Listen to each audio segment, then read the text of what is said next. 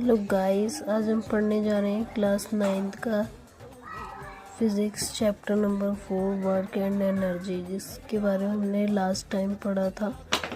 Topic हमारा work done, जो हमारा 3 टाइप का होता है, पॉजिटिव, नेगेटिव और जीरो वर्क डन। ठीक है, तो ये positive work done, negative work done और जीरो वर्क डन क्या होता है, इसके बारे में आपको बताना चाहूँगी।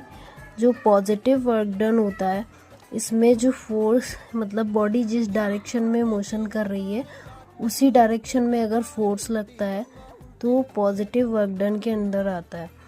और नेगेटिव वर्क डन में क्या होता है, नेगेटिव वर्क डन में जिस डायरेक्शन में मोशन हो रहा है बॉडी का, उसी डायरेक्शन में, उसके ऑपोजिट डायरेक्शन में फोर्स लगता है, तो वो नेगेटिव वर्क डन होता है।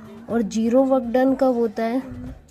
जीरो वर्क डन तब होता है जब बॉडी जिस डायरेक्शन में मोशन कर रही है उससे जो फोर्स लगेगा वो राइट एंगल पे फोर्स लगेगा, तो उसे जीरो वर्क डन में काउंट किया जाएगा। ठीक है।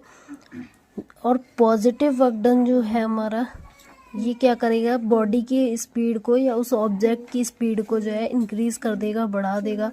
नेगेटिव वर्क डन जो है वो बॉडी की स्पीड को डिक्रीज कर देता, और जीरो वर्क डन जो कि फोर्स लगाने से बॉडी पे कोई इफेक्ट नहीं देगा।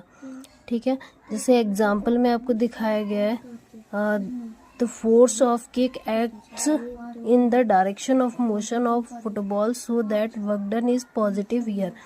अब यहाँ पे फिगर नंबर 14 में जो दिखाया जा रहा है, यहाँ पे क्या हो रहा है, देखिए यहाँ पे जो वर्क डन हो रहा है ये कौन सा है, पॉजिटिव वर्क डन है, क्योंकि फुटबॉल में देखो यहाँ पे फोर्स लगाया गया, किक की फोर्स लगा। ठीक है, तो क्या हुआ, जिस डायरेक्शन में किक की है उसी डायरेक्शन में मोशन भी हो रहा है। ठीक है, उसी डायरेक्शन में फुटबॉल मूव करेगी, तो ये हमारा क्या हुआ, पॉजिटिव वर्क डन हुआ। जबकि आप देखेंगे फिगर नंबर 15 में, इसमें हमारा किसके, नेगेटिव वर्क डन की बात हो रही है। इसमें हमने जिस डायरेक्शन में फुटबॉल को फोर्स लगाया है, ठीक है, फोर्स देखो, फोर्स फ्रिक्शन हो रहा है, जो किक हमने लगाई वो दूसरी डायरेक्शन में हो रही है और मोशन जो है वो दूसरी डायरेक्शन में हो रहा है, तो वो क्या कहलाएगा, नेगेटिव वर्क डन कहलाएगा।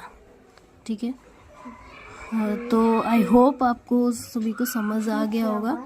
Thank you for watching this video.